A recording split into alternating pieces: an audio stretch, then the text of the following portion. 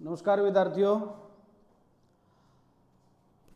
पिछले अध्याय में हमने भाषा और लिपि के बारे में चर्चा की थी कि भाषा क्या है। भाषा एक साधन है और लिपि भाषा की मूल ध्वनियों को जो लिखकर प्रकट करने के लिए जो विशेष निश्चित किए जाते हैं ना, उनको लिपि कहते हैं।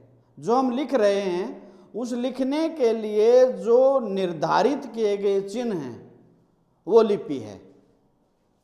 सामान्यतः हिंदी भाषा की जो लिपि है, कल हमने चर्चा की थी कि उसकी देवनागरी है। और फिर जो हम लिख रहे हैं या जो बोल रहे हैं वो शुद्ध है या अशुद्ध है, उस शुद्धता और अशुद्धता का ज्ञान कराने के लिए व्याकरण का जन्म हुआ। व्याकरण वास्तव में एक शास्त्र है जिसके द्वारा हमें भाषा की शुद्धि और अशुद्धियों का ज्ञान होता है। अर्थात व्याकरण एक शास्त्र जो हमें भाषा का शुद्ध बोलना, शुद्ध लिखना, शुद्ध पढ़ना सिखाती है। भाषा से वाक्यों का निर्माण होता है और वाक्य शब्दों से और शब्द वर्णों से।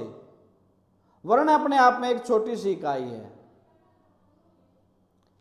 इसके जो भेद हैं, व्याकरण के चार इसके आधार हैं, चार भेद हैं, चार स्तंभ हैं। वर्ण विचार सबसे छोटा, उसके बाद शब्द विचार, पद विचार और वाक्य विचार, चार भेद हैं इसके।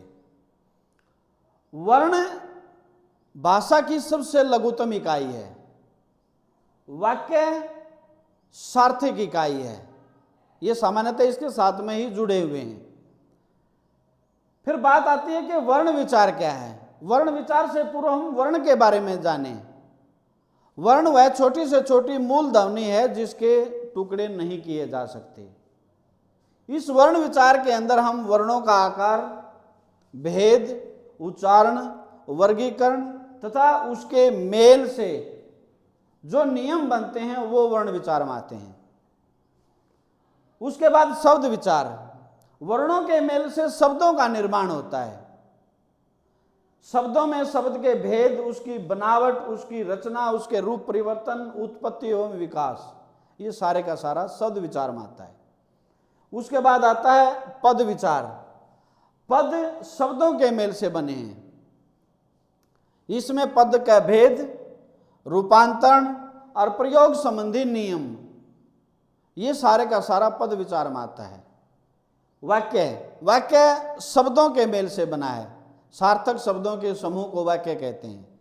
इसके अंदर शब्दों का द्वारा वाक्य का बनाना कि किस तरीके से बनाया जाता है, वाक्य के भेद, वाक्य के तत्व। वाक्य के जो भेद हैं वो दो प्रकार से हैं, अर्थ की दृष्टि से और रचना की दृष्टि से।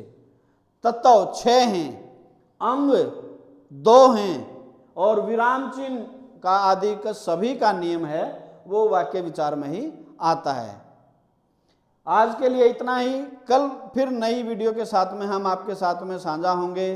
तब तक के लिए सभी विद्यार्थी इसको पढ़ें, सुनें और सब्सक्राइब, लाइक और शेयर करें। धन्यवाद।